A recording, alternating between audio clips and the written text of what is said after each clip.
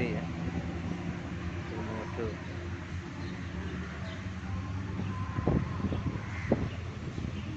Oh, ini bisa berenang loh sih, Pak. Iso.